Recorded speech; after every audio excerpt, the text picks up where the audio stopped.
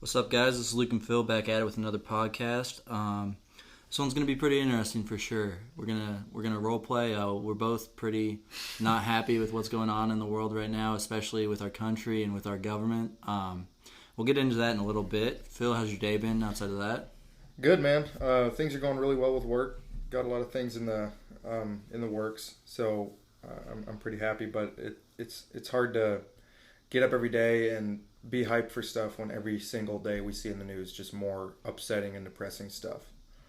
Yeah, I definitely feel that. I think that in the Midwest, it's a lot easier to be kind of cut off from that. You don't feel that near as much as you do probably in the coast and in the city, just because you don't feel the effects of everything. Obviously, we're upset about what's happening in other countries, but as far as like economically and things like that, it's definitely not affecting people here.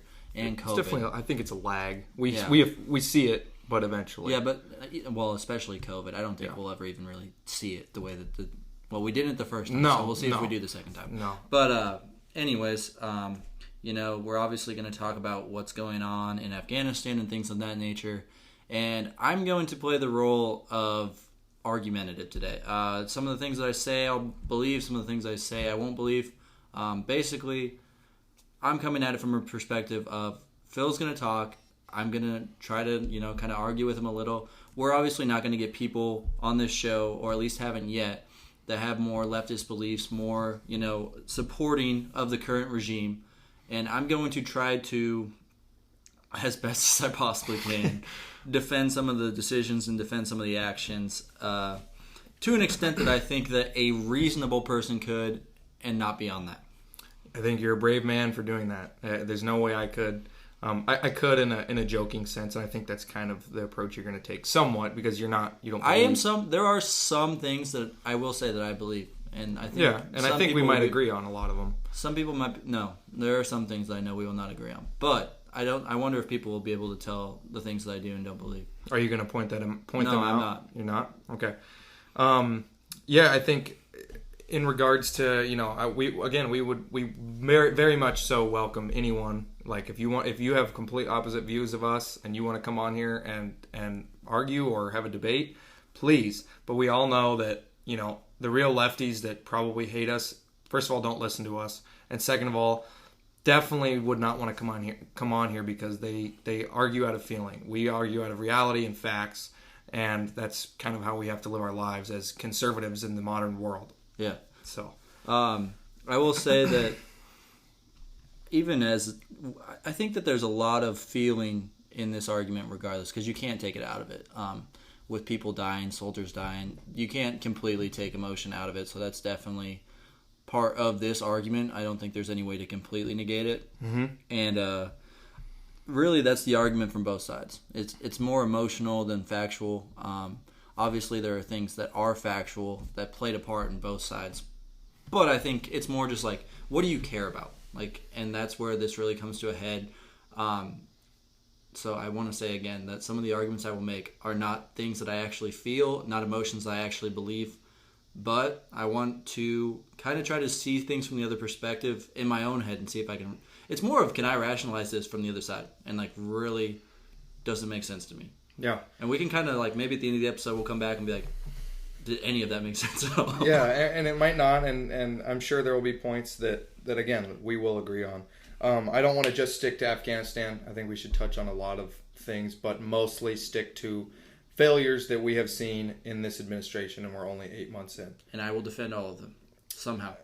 You will find... Are you actually going to take that approach? You're going to try to defend... I'm going to try to defend all of it. Okay, fair enough. I will try to stick to a more emotional argument from a person on the right's perspective. I won't come at you with facts because I don't my facts that we have displayed over numerous episodes line up more with right-wing beliefs. But also facts in general, as in if we're going to point out failures, the facts that I have, you can't dispute. Yeah. So I will try to keep those at a minimum. I only have a few in mind. But I say we'll get started with the biggest thing in the news, which is, in my opinion, the biggest and most embarrassing blunder of our lifetime by a mile that has been carried out by our government. The issue in Afghanistan, I'm a firm believer of getting out of there. I hate the forever wars. I don't like spending our tax dollars building up other nations. And I have always been against, other than certain operations, killing bin Laden, going in there and wiping out ISIS because of how big of a threat those individuals and groups were. I've always been against occupying other countries, because in all reality, that's an imperialistic view of how we should go about in the world. However, over the last year, seeing the, over the last 6 months-ish, seeing the failures and trying to leave these countries, I have done a lot of research and listened to a lot of veterans talk about their stance. And that's why I have a little bit changed my view of, I think we should always have a presence somewhere out there. The people that we are defending, that I think a lot of people blow off, and the people that we are helping out there in these very persecuted countries, would be dying and dying in vain without our help. And we do have the resources to help. So I do think in some way we should always have support out there. I think we shouldn't have zero presence. We should have much less than we have. We shouldn't be there for 20 years fighting and combating things, but we should be out there doing operations and helping these groups of people who are persecuted. Christians, Jews, people who don't follow into the terroristic jihad type Muslim beliefs. They get killed, they get slaughtered, they get tortured, maimed, everything, and it would be in vain, and they have no one on their side, because the governments are too afraid and are too weak to act against these tribes and these different Islamic extremist groups, to where they have no chance. So of course I do think, we're fighting an evil. They're evil. These groups are absolutely evil, and I don't think there's any way you can deny that. No. Yeah. Your take is actually pretty moderate. I don't think that there's like a big left-right debate there. I think that for the most part, we should be in the countries a little bit. I think that would be the take that almost everybody with any common sense would have. And I've never really heard from either side that like we should be completely out or we should be completely in. I think that's more just of a... There's a strong, very libertarian belief, and I consider myself more libertarian than anything, but there is a very strong libertarian belief that we should have zero influence outside of But I don't think that's right or left. I think that's just libertarian. I think that's just far right. Very far right. Well, yeah, beyond what anybody would call normal right. Okay, but I almost consider libertarian their own thing, because they have some stuff that is really left, and they have some, not like economically, but like... I agree. And then they have some stuff that's really right, and economically especially. And so I just kind of... Everything is left and right, and then libertarians over here in a corner by themselves just kind of... Mostly right, with a little bit of left sprinkled in that you're like, ooh, you don't fit in. Like the real libertarian party, like they got some stuff where I'm like, oh my... The president that, like, when it showed like all of the stuff side by side of Trump, Biden, and her, I was like going through, I'm like, oh, I agree with that. What the... Yeah, no, a little absurd in some things, and I think the libertarian movement has changed a lot. I think that it's grounded in good things that everyone could agree on. Just the fact that they are based in the most freedom out of any group. But anyways, I think that this being the biggest blunder in our lifetime by far, and possibly this may go down as one of the biggest screw-ups in American history and the biggest embarrassments by far. We now have our biggest ally, Britain, saying that this is such an embarrassment that they no longer are going to engage in military operations with the United States until the Kamala Harris administration... It's not even just the Kamala Harris. The Biden and Kamala Harris administration is out of office. They will not engage in any exterior operations with us until they're gone.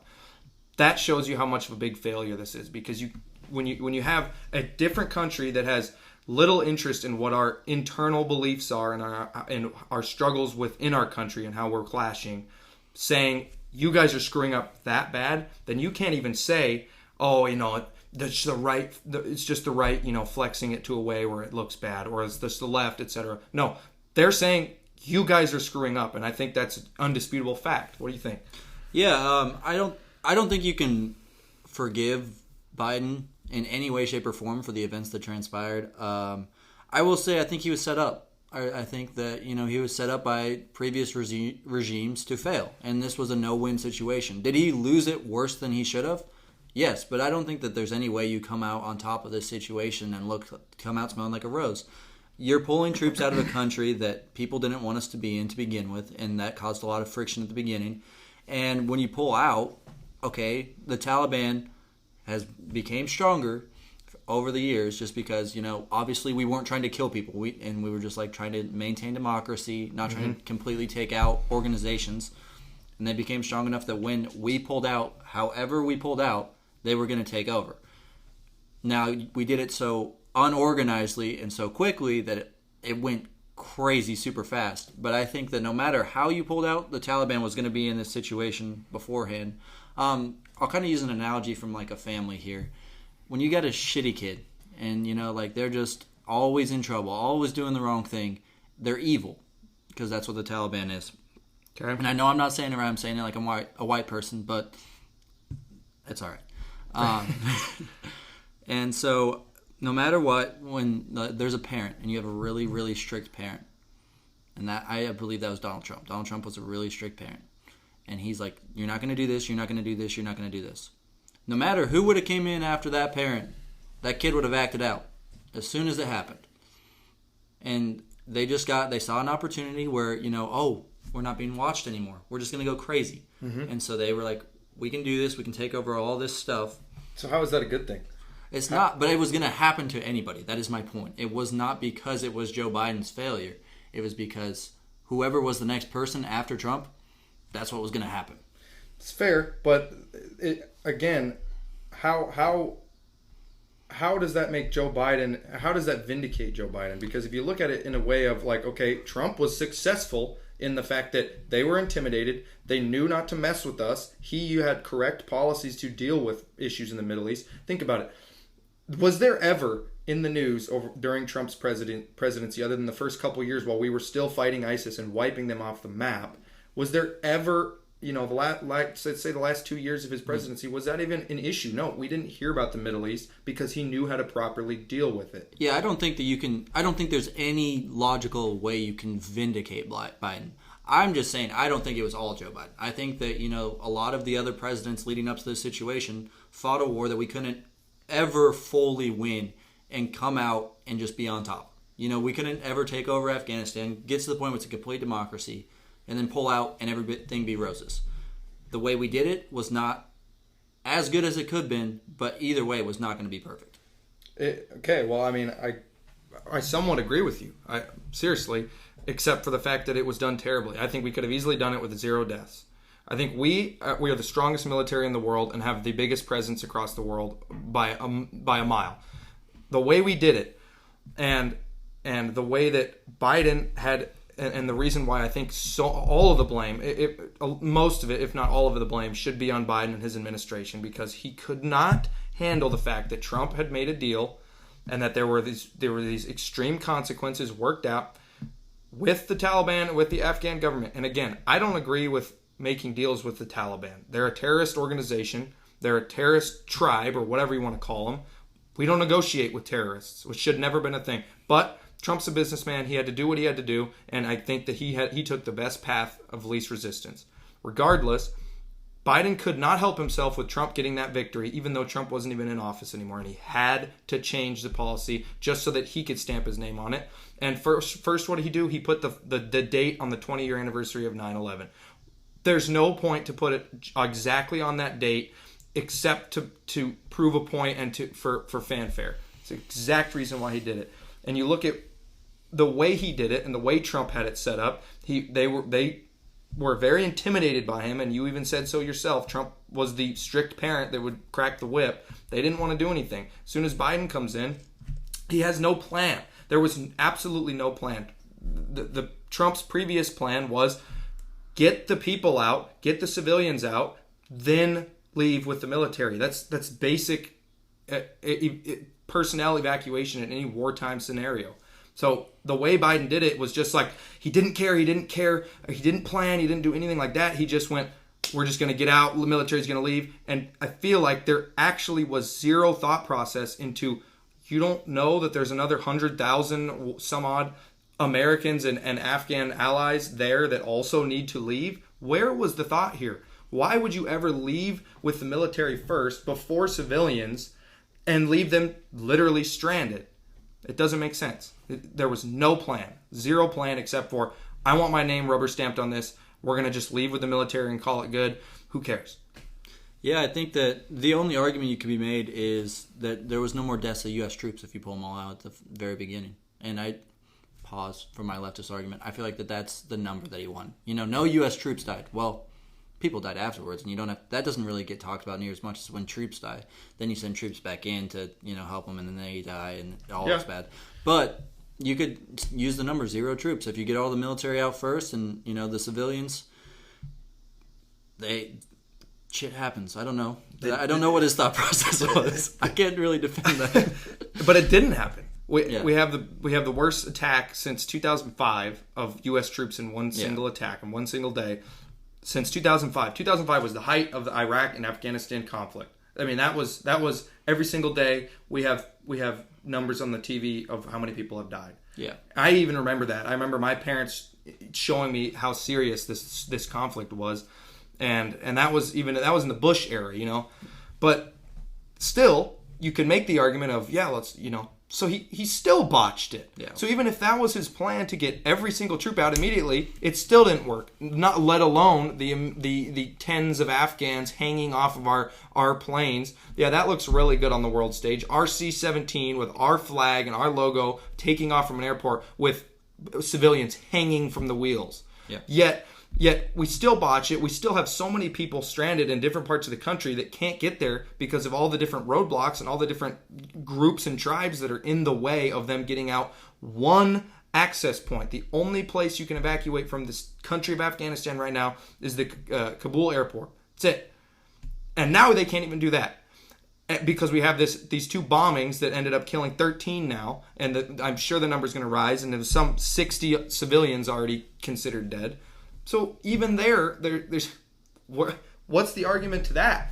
Even his plan of we're just going to pack up and leave still didn't work because they didn't have the infrastructure and the planning to get everyone to leave immediately. It was just we're going to just have a plane a day. That's literally what they've been doing. A single plane going back and forth all day because the airport that they're flying out of has one runway. All of our military bases that were in Afghanistan that had runways had more than one runway, and we closed every single one of them. Not to mention, I don't even want to get into the fact that the Taliban took over all those air bases and collected more than $1 billion worth of our military equipment. 16,000 pairs of night vision goggles. They got a Black Hawk helicopter. They got some 5,000 odd Humvees. It's ridiculous. What's the thought process behind that planning? Why was there no planning into, you think they don't take inventory of military bases? What happened there? I think that you're just trying to hunker down one place, and if you can take Kabul and you can keep it, then you had a good strategy. And the fact that, we couldn't hold it obviously poses an issue and causes some serious problems in getting people in and out. But maybe you thought since it was the smallest airport, there was only one runway, it would be easier to hold. It would be easier to, they wouldn't think, oh, we're going to take the smallest airport. We're going to, just take one of the bigger ones, hold that, and so they would have attacked those more heavily at first. Kabul might have caught them off guard because it's one of the smaller ones. They didn't think people were going to be there, and you could get people out by surprise for a couple of days. I mean, Kabul is one of the biggest cities in Afghanistan. The problem with the other air bases is they were in the middle of nowhere, so they were pretty easily defendable. So, again, where's the argument of you think there's going to be less people to run into, and less threat of terror? It's not true because all those cities have way more people, especially Kabul.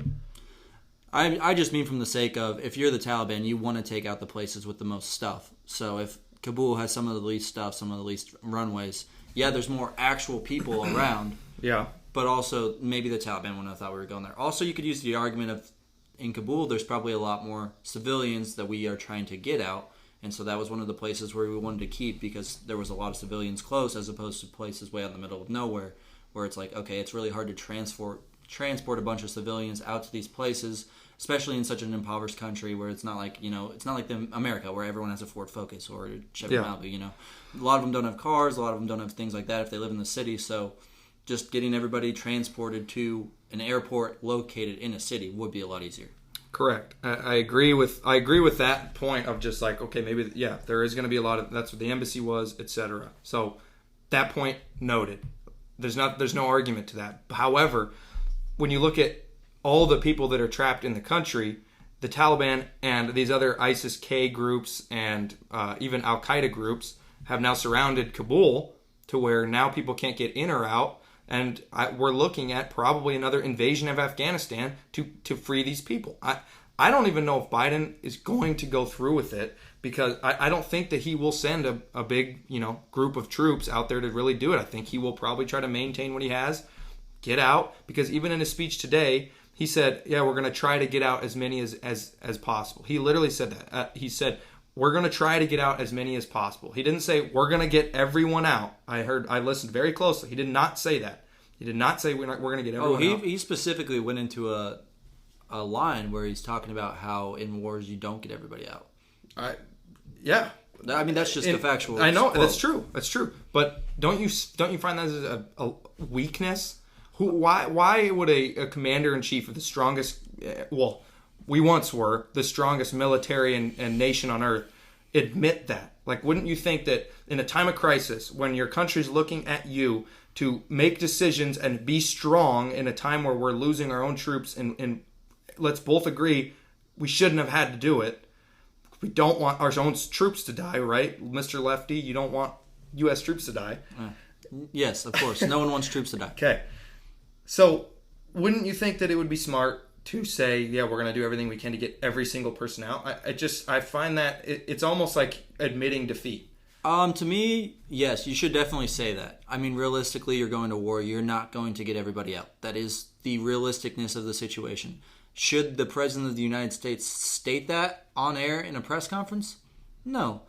But the fact that he was realistic about the situation, maybe he just wanted to be completely honest with the American government for the first time he ever has. And so, oh wait, crap, I'm supposed to be a leftist. I was like, you're helping, thanks. No, but for real, if you can get in there and get some people out without sending more people in, I think that's his thought process. We don't want to put anybody else in Afghanistan, so the most amount of people we can get out without sending more people in is all we're going to do. And if that means some people die because we don't send more people to probably die, then that's the stance we're going to take. I disagree. I think that we if we came at them with a force strong enough to where we would create immediate superiority, we could get everyone out, we could make operations. The problem is he's so dead set on his date and him being the one that set this precedent of we're going to get out by August 31st. That's what he wanted to do. He still hasn't changed the date. That's in 4 days. 4 days from now. We're at a point now where, okay, where do we go when all of a sudden August 31st is here and we're all of our military is supposed to be gone, and we have some 1,000-odd Americans still there who need to leave? What are we going to do? Leave them? Just forget them? I think it'd be smart to backtrack, say, listen, this date's not going to work. We're going to send in, we're going to have a big operation. We're going to go get everyone out that needs to be out. Then we'll leave. They can do what they want. But why is that not even an option? He hasn't once said, oh, we're gonna rethink this date. It's in 4 days. 4 days, and there's tens of thousands of people who still need to leave. Yeah, I just think the whole point is we don't want to send more people in there. I think that's really the only argument that can be made from Biden's perspective at this point. If you're not going to send the people in... So it's worth to have people be at risk of just getting slaughtered? Get as many as you can out. That's the motto that we were given. Well, it's ignorant. I mean, I don't even know what else to say, but I guess so. All right, let's switch gears here, because I'm sure this will be this situation will not end. And on a real note, it's going to be probably a lot more is going to happen. They've been talking about there's real threats. The Pentagon admitted today there's real threats of much more terror attacks on the rise. This new ISIS-K group is starting to kind of set up shop in Afghanistan, and they want to be the next big ISIS. I mean, they're part of the same organization, but we really wiped them off the map under the previous administration.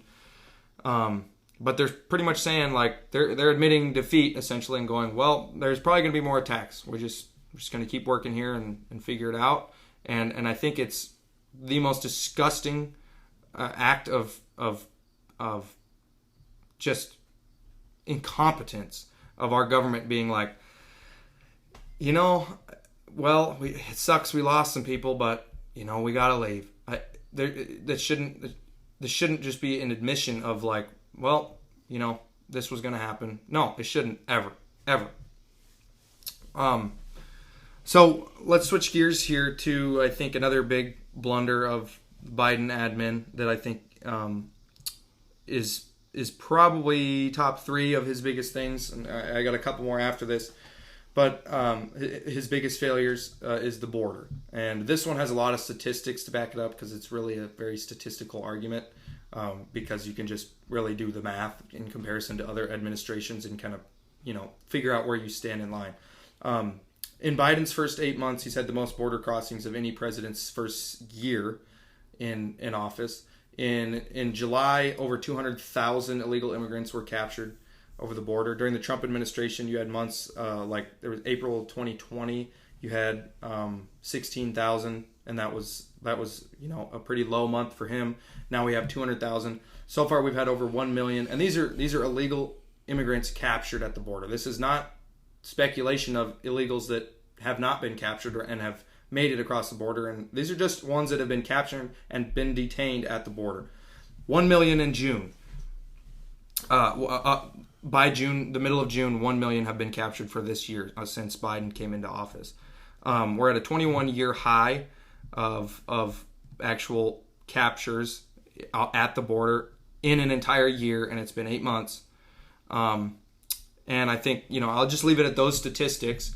When Trump was in office, you saw many on the left and the media crying and screaming about how evil his border policy was, and how terrible he handled all these kids in cages, etc. When in all reality, a lot of pictures ended up coming out of the people were spreading all over social media and the news were actually cages built and pictures taken during the Obama and Biden administration.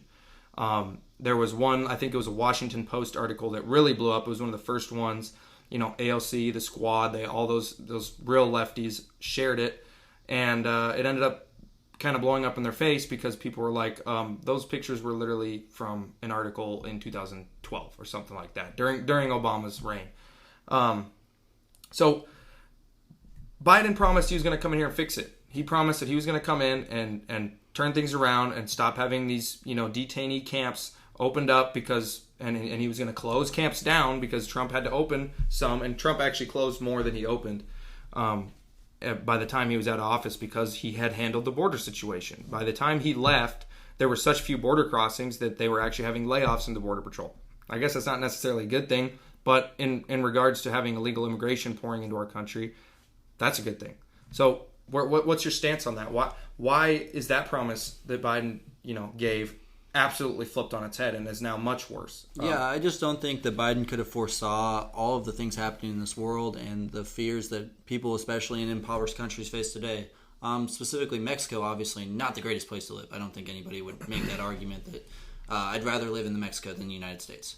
And especially with things going on, specifically COVID, to where if you're in Mexico and you get COVID... and First of all, most illegals that come into the United States are not Mexicans. They're Guatemalans, Venezuelans, Hondurans. They're all from Central America, not Mexico. A huge majority of them. Still not the greatest places to live. That's fair, but I'm just pointing it out. Impoverished countries, that's my point. Okay, so you're coming over from those places, which hospitals, doctor's office, things of that nature, not the greatest places in the world. Correct. If you or me would walk into one and be like, what is happening? Like, this is where you guys do medicine? Do you have sterilizer, anything? Okay. So, there's more people coming in because of the fear of COVID that has been placed by world media and things of that nature to where, okay, if I'm in Mexico and I get COVID, I'm going to die. That's 100% my thought process. Fair. And so if I can make it to the United States with my family and someone in my family gets COVID, we might survive. And so the urge to get to the United States has never been stronger than it is right now. Why? I mean, you don't think that during the height of COVID of last year, when the lowest numbers in 3 decades were going on during Trump, that wasn't also a fear? I feel like that a lot of people at first kind of just thought that COVID was just it's just media, especially people that, and it doesn't get there right off the bat. So like people in other countries would have heard about COVID later than we would have, realized how big of a deal it was later than we would have. and also thought, okay, it's one wave, stop the wave, we'll be fine, because they would have heard that about probably like August, like the Midwest, we hear everything 2 months later. They're 6 months later than that. But so then at that point they're like, oh crap, this is serious, and now there's another wave coming. Like we need to be prepared for this long term, and how do we figure this out? And so I think that's why more people are coming now than they were before, because you realize that this is probably a lingering issue that's going to go on forever instead of just maybe one wave that we could have stopped. Here's where you're wrong. First of all, I'll attack this in 2 points. One on the COVID side, which is, first of all, they were 40,000 illegal immigrants captured in last month that tested positive for COVID, crossing over the border. Those were ones that they captured. That's not ones that got through and are now in our country somewhere. Second of all, that's not their motive. It's been very proven that it's not their motive.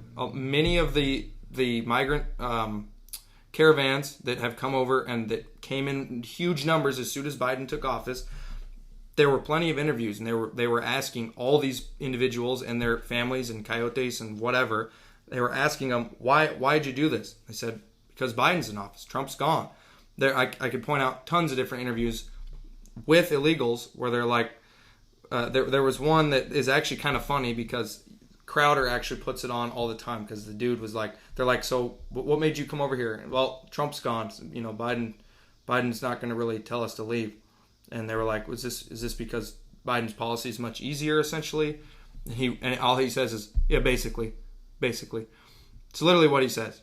So the premise of, it's COVID scaring them to come across the border is false. The reason that a mass majority, I'm sure there are some, but the reason the mass majority is coming is because during Biden's campaign, he promised, we're come one, come all. That's literally essentially what he was saying in multiple debates and in multiple press conferences and interviews and everything. He pretty much said, we're going to have an open door policy. We're going to start letting in all kinds of refugees, even though the countries surrounding us, Mexico especially, because they're our southern border, they are also part of the refugee program that the entire world lives by, which means that they have to accept refugees first. You go to the first country that touches your country that you are seeking refuge from. Mexicans there's no refuge from Mexico. That's not a thing. So all the Central Americans that are leaving Central America, their first country that they would go to is Mexico.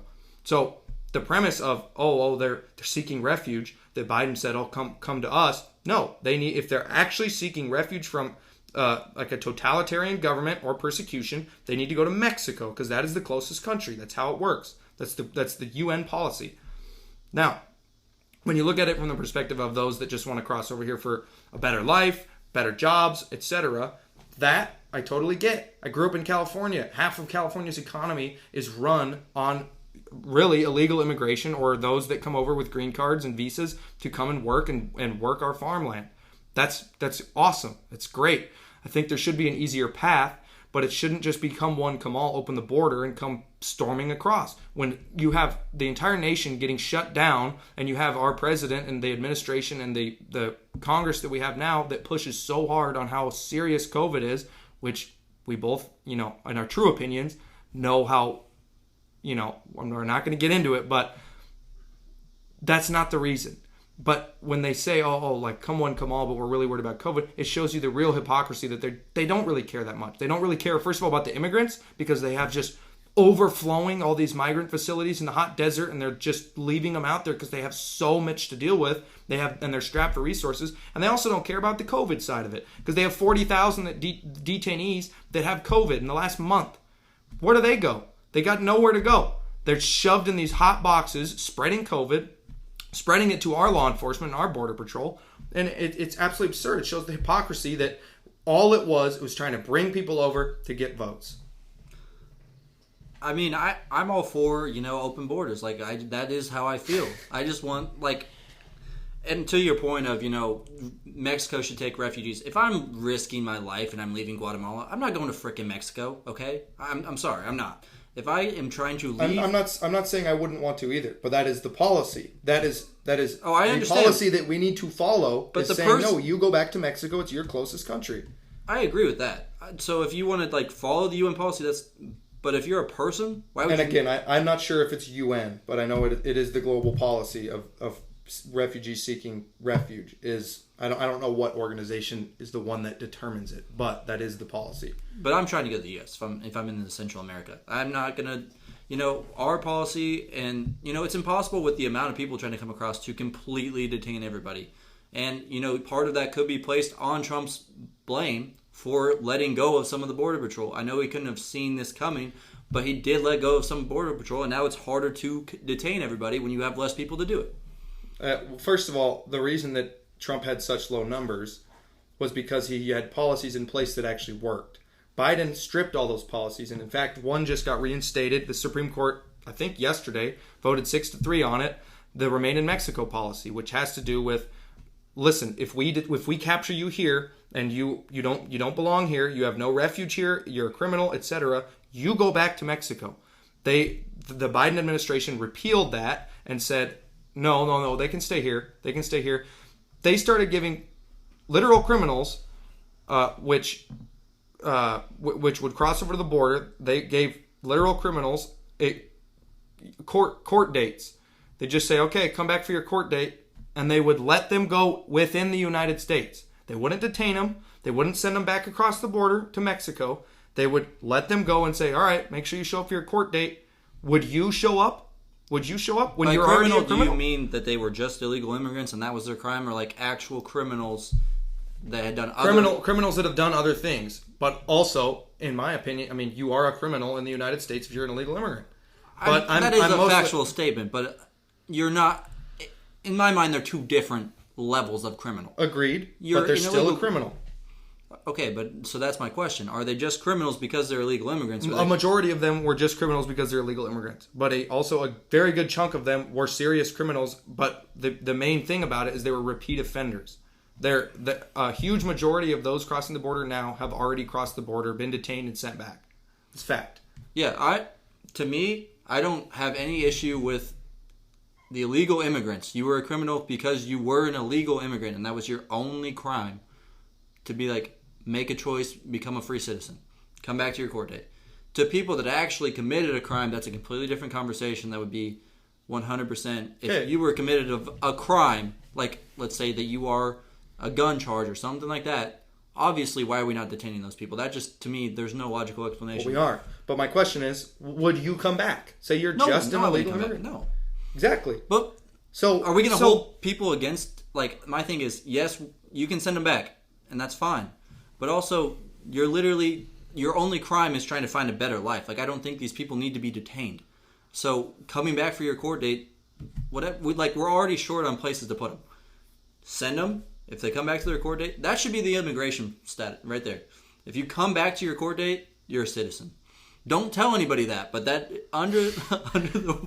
because if you come back to that court date, on all seriousness, this is me just being normal. If you get sent back and they're like, hey, come back on September 13th, and you actually come back on September 13th, you're one of the greatest people on the planet, and you should be a citizen of this country.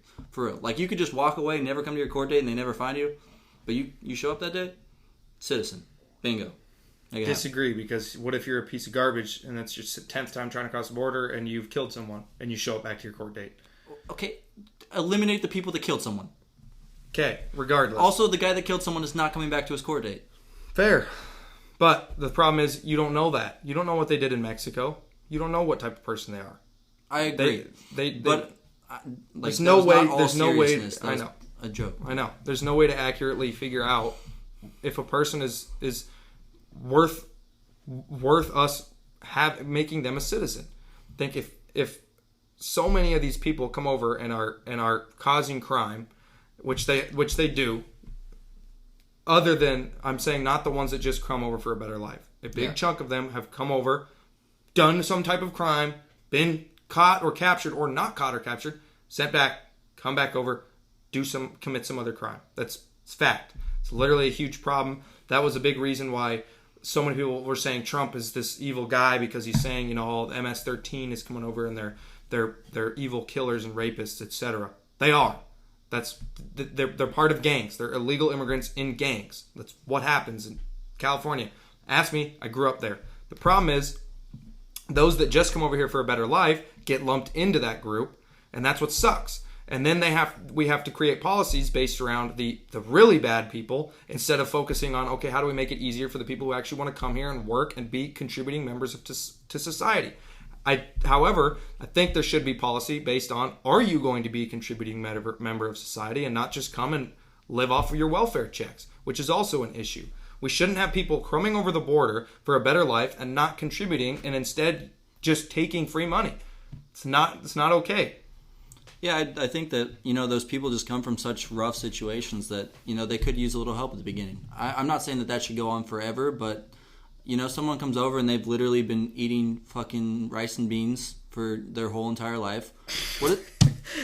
That's what happens in Mexico. If you're poor in Mexico, you are eating rice and beans. Yeah. That maybe some chips if you get lucky. I watched Nacho Libre. But, for real though, to help them for a little bit is something that I would advocate legitimately. So, do you think there should be a timeline? Yes, there should be a timeline. Okay. Like you get 3 months to get a job and get your feet under you. Until then, we will give you a stipend to figure your life out. Not a lot of money. I'm not saying you're sitting there giving them 10 grand a month so they're living fat. Enough to live comfortably in a small town, because that would be a big part of I'm not saying that we're putting you in rent in LA. Obviously, that's not feasible tax dollars. But if you're, some small town in Arizona or wherever you want to go, New Mexico, any of those states, we'll give you $800 a month for a family, not one person. Figure it out. I see a problem with your thing here. First of all, they go to a small town, they're not guaranteed to find a job. So your policy there doesn't work. You're going to send them to some, Have you been around Kirksville somewhere? Lately? There is 4,000 We're not jobs. talking about just right now. This policy, you're saying if it was put into effect, would be policy. So even in years where things are going great and jobs are full, it might be hard for them to find a job in the middle of nowhere, Arizona. Second of all, as long as it's you could walk around Kirksville at any point for the last 15 years and get 20 jobs at Casey's, at Aerico, at Domino's, at McDonald's. I'm not saying as an illegal immigrant without a high school diploma, you'll have someone that'll beat you out. You could have gotten a job at McDonald's, Taco Bell, any of the places I just listed. You maybe not Casey's, because Casey's does actually pay $15 an hour or something crazy. They all do now, but yeah, I understand what you're saying. You could have applied for a job without a high school degree and got it, because they're always that desperate for workers, because the people they hire either don't show up, don't do very well, or they're just low on numbers to begin with. Okay, so here's my other issue with your argument. How are you gonna say that it's okay to force small communities in small towns who may or may not want illegal immigrants moving in mass to come and live there? I mean, there's plenty of small towns that are going to be like, we don't know who these people are. We don't want them sent here. I'm not that way. You're not that way. But there's plenty of small towns out there that are like, we don't have the resources to take in these people, and there's nowhere for them to live. And first of all, and second of all, they don't know who they are. They have no idea their background. Who knows if they didn't commit crimes in their past life? You don't know that. Yeah, you would have to have very unsafe. You would have to have a vetting process for sure, and it would fail. I mean, you can't. There is no immigration. There's no immigration. I don't mean consistently, but there is no immigration policy you could put in place that would be perfect. It will never happen, because when you come from countries that these people are coming from, there's no record system. Like you're saying, we can't figure out who these are. People are completely so you're going to have errors when you have people vet these people and things like that, where we let in someone that we shouldn't have let in. That is part of being a country that lets in refugees, that lets in people. Unless you're just going to say we're never going to let anyone in ever, you're going to have some kind of error in that system. I mean, yeah. And as far as the small town thing, if you're just going to, the way that you describe it, the way that they're talking is just racism. Is that what you're saying? No, that's not what I'm saying. I'm saying that they don't know who they are. Okay, well, as in the government, if with your vetting system, sure, you have a better understanding. But when you just start busing, like they're doing now, a bunch of illegal immigrants to go get a job somewhere, you have a community that all of a sudden brings an influx of people, which they're going to now be like, okay, who are these people? Then they're going to have to find somewhere to live in that town, which will also burden some people, because whether that be, okay, you're going to have to move into, an apartment complex or a hotel, because they're not going to go and get a house, right? They don't have the money for that. So that's going to burden people living in that town. And they're going to go, okay, first of all, who are these people? What have they done? Are they criminals? Which a lot of people can be worried about, and that's a very justified thing to be worried about because you don't know who they are. But anybody can move in. I would push back against that. Anybody can move into a town. You can be like, I don't know them. Who are they? But not citizens of your own country. Because when someone moves into a new town and they have documentation and a track record, you can figure it out. When you have someone coming from a different country where you have zero communication with, so you don't know their background in their own country, then they come there and it's like, okay. Your point only really applies to like landlords and people like that, though, because I moved to Kirksville 2 years ago, and no one knew my background. No one knew where I came from, what I did. Like, my roommates, yeah, they knew that I came from Northwest. I understand. But random people in the city, they don't know that I have a clean criminal background. They don't know any of that stuff. I could have...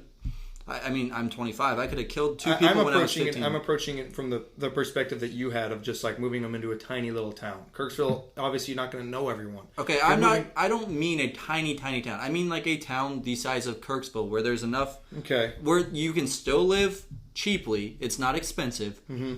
But there's enough places where you can work, you can live. To me, a lot of places like Kirksville, people would be...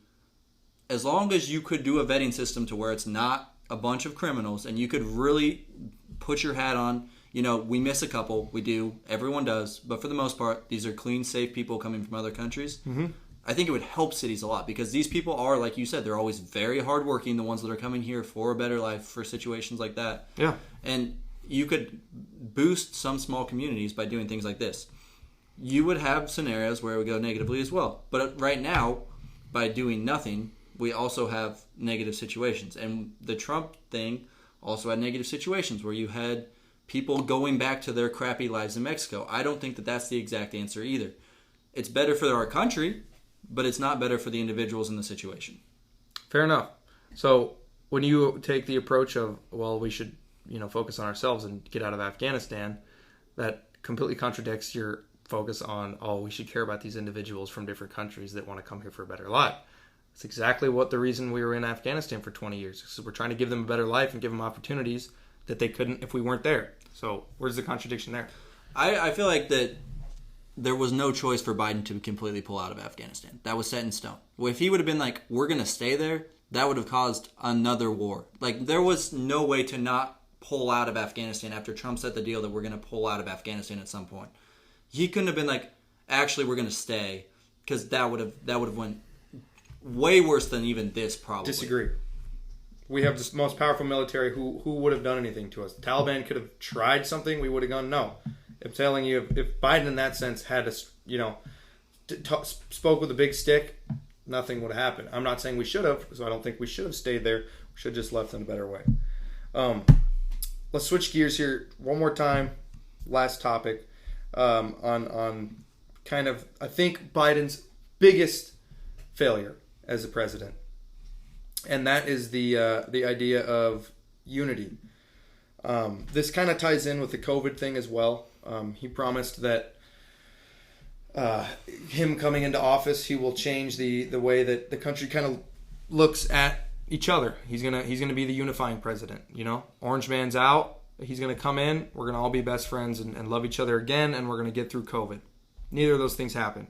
COVID, now worse than it was under Trump, and there's definitely more skepticism and less unity and more division than there was under Trump. Because at least under Trump, there was a lot of people that disagreed, but you had everyone agreeing for a while there, okay, we need to work together and get through this. Now you have a completely torn country. You have, on one side, people that are like, we need to get back to work, we don't want our freedoms taken away, and we want to make sure that, we can return to normal life. And then you have the other side that says, no, this is the new norm. We have to figure out how to live with this, this disease. It's going to be perpetual. It's never going to end. And, if we take away people's freedoms, it's for their best interest. And in no way in history has it ever been good to really stomp out people's freedoms. And Biden always touted in his campaign, he's going to make sure that we we get together and we're unified and we're one country again. And we are not. We're worse off.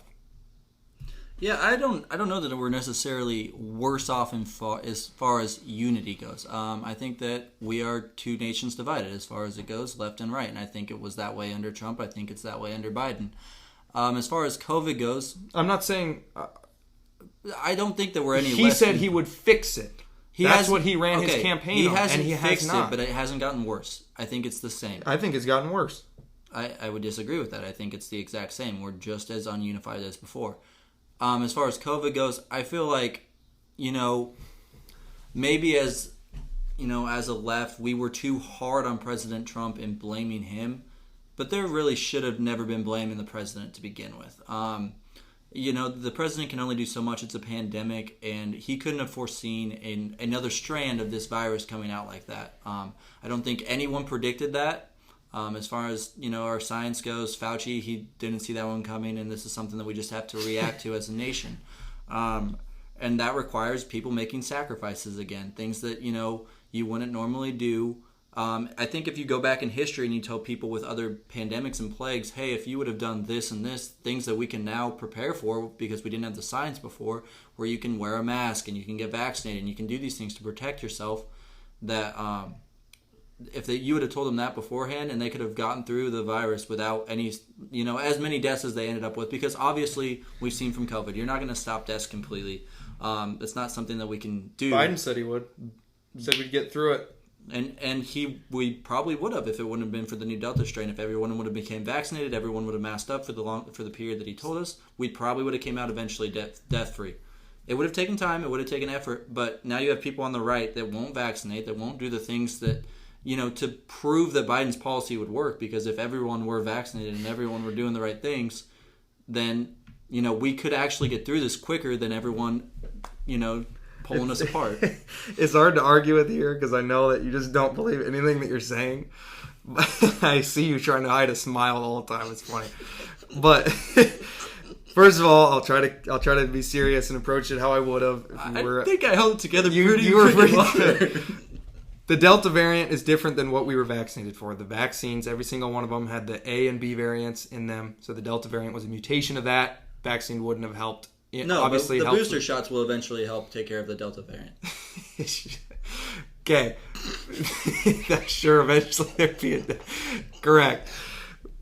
But the problem is the line will just keep getting pushed and pushed. In regards to the unity part of it, Biden, he dropped the ball there. You can't. What is your argument of him saying, "I will fix the unity. I will make us unified"? Because it at the very least, and I don't agree because I think it's gotten worse.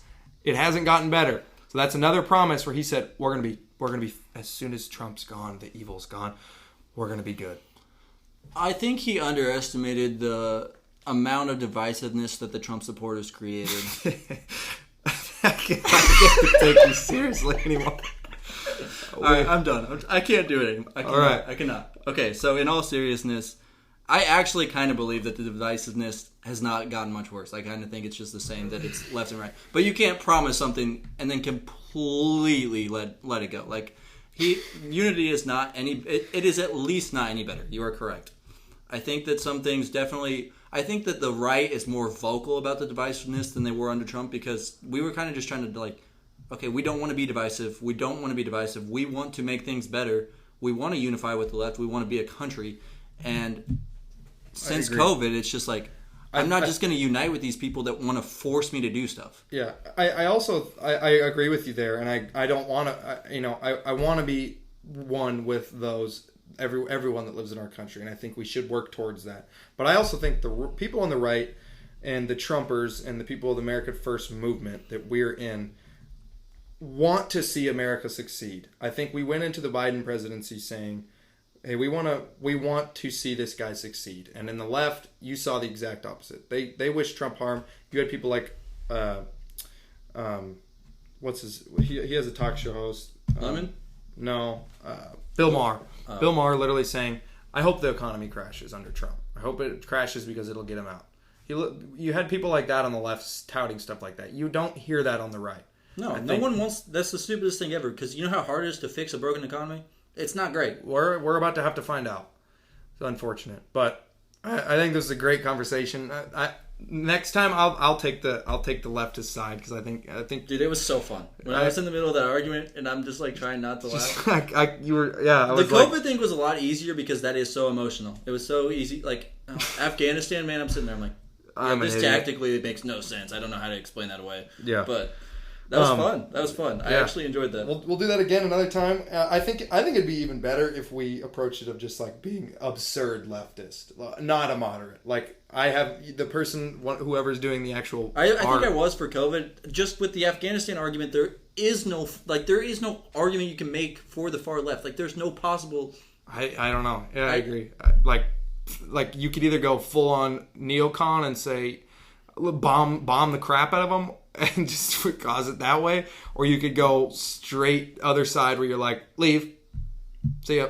Yeah, sorry. There's nothing. I mean, there's no right answer to that, and I don't even want to put that out there. As far as it's still my voice. I know that we stated it's not my opinion to where I think that we should just leave people. I can't even hypothetically say that as a fake person because that is so wrong for the people in that situation. Like I can't imagine how terrified you would be knowing that your president has basically stated on record that he's abandoning you. Yep, and I mean you're gonna die. Yeah. You're gonna be tortured. I mean, think about it. Honestly, you're probably lucky if you just die. Yeah, agreed. The Taliban's they're not good people. I also did hate that they really didn't say Taliban. They used ISIS-K the whole time as to not talk about the Taliban. I agree. And the problem is they're always... Which it's both. There is ISIS-K and it's a fact. And ISIS-K was the ones that carried out these attacks today. But the problem is the way that they approached it of okay, Taliban, can you guys please make sure that we get to the airport safely? Why did we ever entrust an organization that we went to war with for 20 years and that harbored Al-Qaeda who did 9/11 and was the biggest attack on our soil since Pearl Harbor? You think that they don't hate us for being in their country for 20 years? And then they get our gear and they're waving around their flags and our gear, making doing poses like our flag bearing on Iwo Jima. Like, how stupid is our leadership? Regardless, I think that was a good one. Next time, I think I'll take the heat and I'll do the leftist argument because it looked fun, but you were just cheesing the whole time. It was fun, dude. I don't like. And it's fun to be an idiot. Some of those arguments, the part where I got legitimately serious about the immigration policy, where I think that people should be let in and vetted, I do actually agree with that statement. The part where I said we should just let everybody in, maybe not so much that. Yeah. But well, here's my thing. We both agree that the policy should be easier to get in legally, agreed. But more strict on letting people in illegally. Yeah, I agree. I again, growing up in California, I saw how great the people that would come over the border legally were for the state. But on the flip side, I saw how terrible it was when you had people coming there for bad, malintent. So I think that there is a much better way to handle that, and we just haven't had serious focus on it until really Trump, and he really had a handle on it. But the one thing he didn't do is make it easier. And I think the problem is, if you try to pass something and try to pass legislation to make it easier, you're going to have those on whatever side of Congress going to be trying to add their own crap or be like, no, that's too far. That's the problem with Congress is you have the right that always are like, no, you guys are taking it too far. Whenever there's a thing, or you have the left where they go, okay, no, we're going to shove a bunch of free crap into it. Yeah. So. I think we had the perfect setup with Trump's policy to, we had everything controlled. That would have been the perfect time to be like, all right, keep these policies that are keeping everything under control, and now let's set something up to make it easier to get in legally. Now you can't really do that because you don't have control, so it doesn't matter. No one's going to follow the legal process because it'll take a long time because that's just the way it's going to have to be set up. Yeah. And since there's no control, why waste that time? Agreed. So I think that's where we're going to pull it off for today. Like I said, that was fun. That was a good episode. I think people are really going to enjoy listening to that one. If you can hear me kind of laughing when I'm making points, sorry. It was a good one. I made eye contact with Phil one time. That was a huge mistake. Yeah, because I was just like, wow, I really hope this isn't one of the points where you actually believe. But yeah, I think we were on the same page. You can tell. But like we always say here, if you made it to the end, we apologize.